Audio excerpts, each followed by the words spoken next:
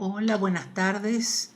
Vamos a desarrollar la primera unidad, el eje 1 de la primera unidad de Historia Americana 1, en base a la explicación del presente PowerPoint. ¿Cuál es? El tratamiento del poblamiento y las teorías del poblamiento de América. Entonces, tenemos las principales teorías que vamos a desarrollar sobre el origen del hombre americano. Tiene que ver con las teorías de origen asiático, las teorías de origen melanésico y las teorías de origen australiano.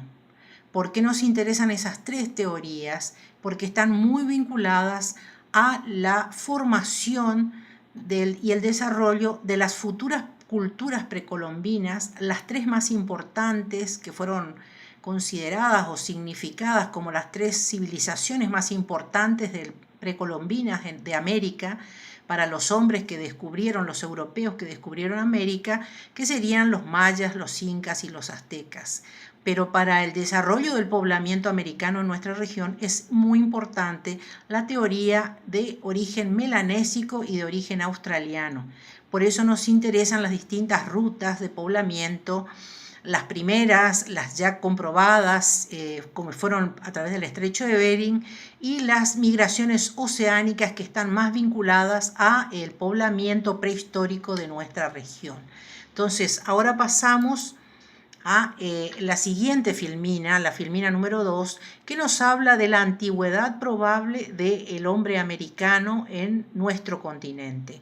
Una de las teorías más aceptadas, más allá de los múltiples debates, es la teoría del poblamiento americano, más o menos o alrededor de los 48.000 años antes del presente.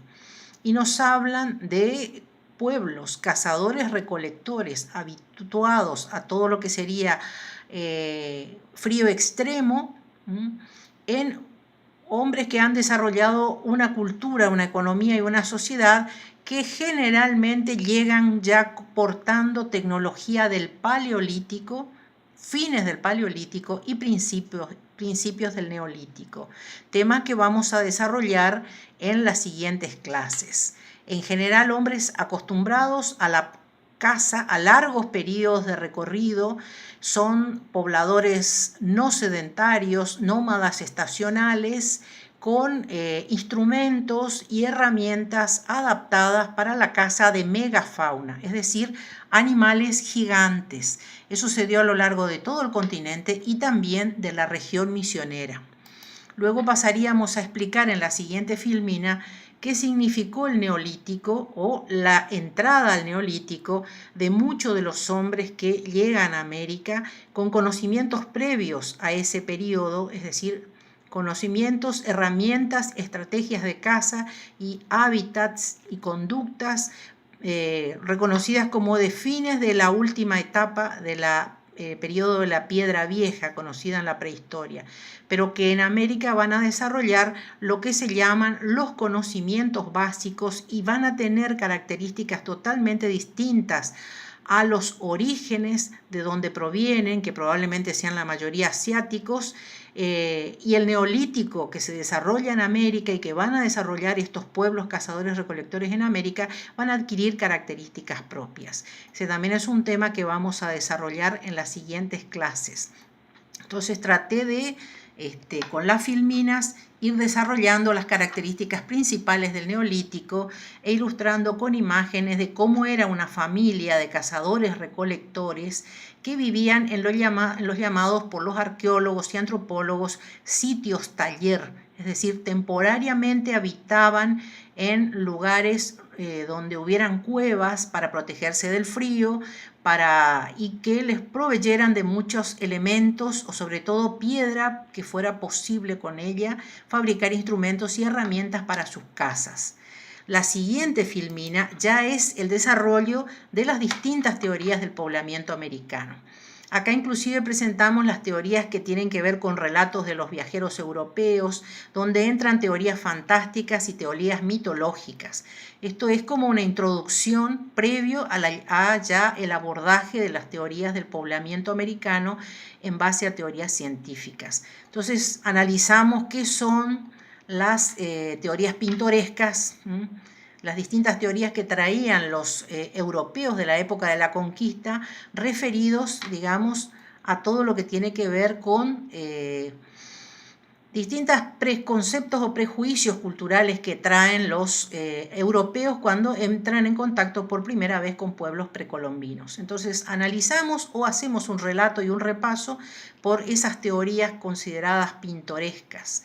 Una de ellas, la teoría de migración atlántica, o la africana.